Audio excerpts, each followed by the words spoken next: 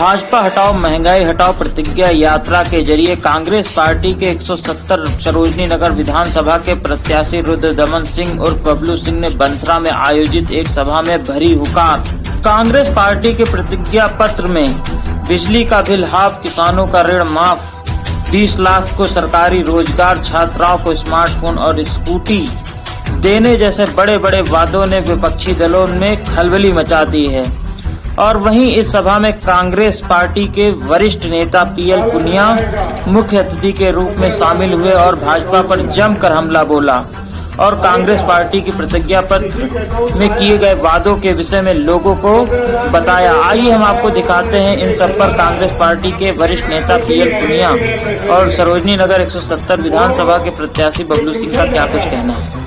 आज के केंद्रीय गृह मंत्री जी ये कहते हैं कि तो जुमले होते हैं, चुनाव के दौरान के जुमले होते हैं, पूरा करने के लिए थोड़ी लोगों को गुमराह करना, लोगों को मजाक उड़ाने का काम इन्होंने किया है। और फिर कहा कि हम 2 करोड़ रोजगार देंगे, अब 2 करोड़ रोजगार तो नहीं दिए।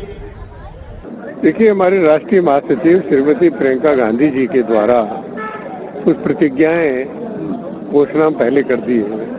वो महिलाओं के बारे में है, वो किसानों के बारे में है, वो नौजवानों के बारे में है, वो सामान्य बिजली उपभोक्ता है उसके बारे में है। तो व्यापक जो तौर पर घोषणा पत्र या प्रतिज्ञा पत्र जो जारी होगा वो भी शीघ्र ही जारी होगा, जिसमें विस्तार से हर चीज दी जाएगी। लेकिन जो प्रतिज्ञाएं अब तक जारी हुई हैं उसी वही मुख्य आधार है। किसानों का कर्ज माफ होगा, धान और गेहूं की खरीदी 25 रुपए प्रति क्विंटल के हिसाब से होगी और 20 लाख लोगों को रोजगार होगा। महिलाओं को 40% सीटों पर आरक्षण दिया है और लड़कियों को स्कूटी और स्मार्टफोन देना जाए। महिलाओं को फ्री बस सेवा उपलब्ध कराई जाएगी। 3 गैस सिलेंडर मुफ्त हर परिवार को दिया जाएगा। तो जो संविदा पे काम कर रहे हैं उनको नियमित किया जाएगा। बहुत व्यापक पैमाने पर ये सब प्रतिज्ञाएं दी।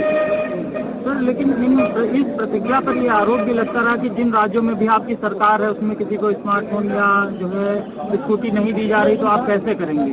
वो तो हर प्रदेश की परिस्थितियां अपनी अलग होती हैं, हर प्रदेश की आवश्यकताएं अलग होती हैं। लेकिन कर्ज माफी का अन्य प्रदेशों में भी था, वही हमने रखा है।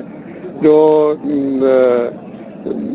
छत्तीसगढ़ में 2400 रुपए प्रति क्विंटल धान खरीदी उगाई हो रही है, हमने 2500 रुपए प्रति क्विंटल रखा है।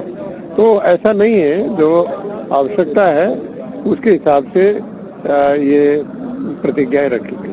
सर, एक बहुत बड़ी बात उत्तर प्रदेश में कही जाती है कि यहाँ पे विकास नहीं, जातिवाद के नाम पे सिर्फ वोट जो है पड़ते हैं। तो क्या कैसे देखते हैं कि क्या इस तरीके के लोग लुभावन वादों के आगे जनता आएगी, आपको समर्थन करेगी? नहीं, इसका फर्क पड़ता है और लोगों ने देख लिया। अब लोग समझ गए हैं कि हमको अब तक भ्रमित करते रहे, हमको गुमराह करते रहे, लेकिन अब हम अपने स्वार्थ की बात करेंगे। जो हमारे लिए हितकारी होगा, हमें विकास देगा, हमें सुविधा देगा, हम उसी के पक्ष में जाएंगे। और मैं समझता हूं कि कांग्रेस पार्टी ने एक बड़ी अच्छी पहल की है और वो सभी वर्ग के लोग कांग्रेस पार्टी का समर्थन देंगे। महंगाई हटाओ प्रतिज्ञा पद यात्रा का जनता से आप लोगों को किस तरीके का समर्थन मिल रहा है?